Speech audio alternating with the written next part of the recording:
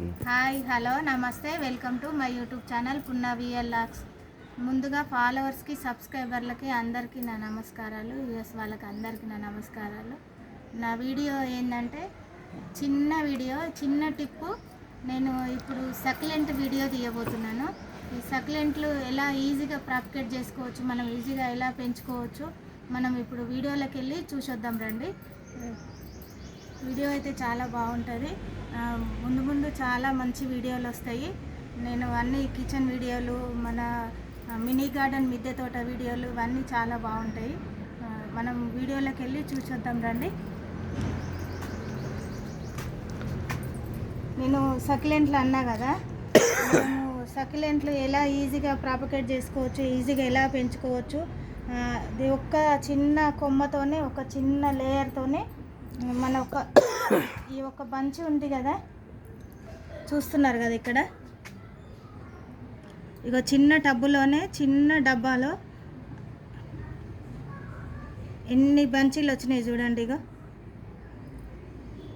ఎలా పెంచుకోవాలనేది నేను ఇప్పుడు చెప్తాను ఈ వీడియోలో. చూడండి, ఇక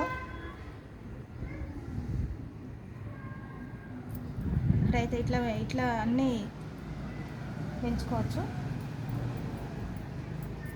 అయితే ఈ ఒక్క చిన్న లేయర్ ఉంది కదా, ఈ ఒక్క చిన్న బంచి మనం బయట నర్సరీలో తెస్తే ఆ నర్సరీ వాళ్ళు ఒక చిన్న బంచికి 120 రూపీస్ అని చెప్పారండి. ఒక్క చిన్న బంచి, ఈ ఒక్క బంచి, ఇది ఒక చిన్న బంచి.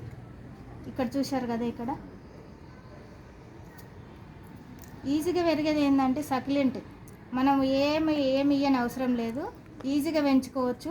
ఒక చిన్న ఇలాంటిది ఒకటి తీసుకొని, ఇంకో చూడండి ఇక్కడ ఏర్లు వచ్చినాయి.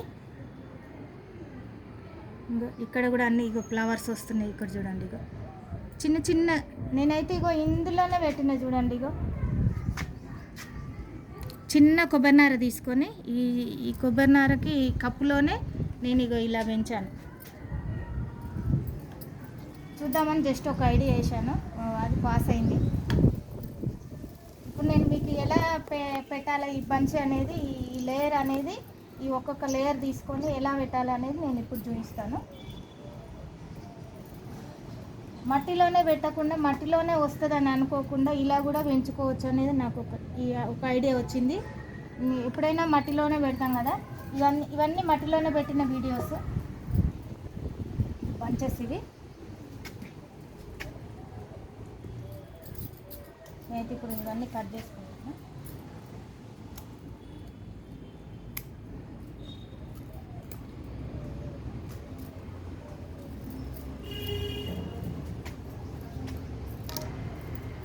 ఇది ఇందులోనే ఉంచేస్తాను, ఎందుకంటే ఇది శంకుపుష్ప పూలు కదా, ఉండని అనాలి. అలా ఉంచాను నేను, అలా ఉంచేసినాను.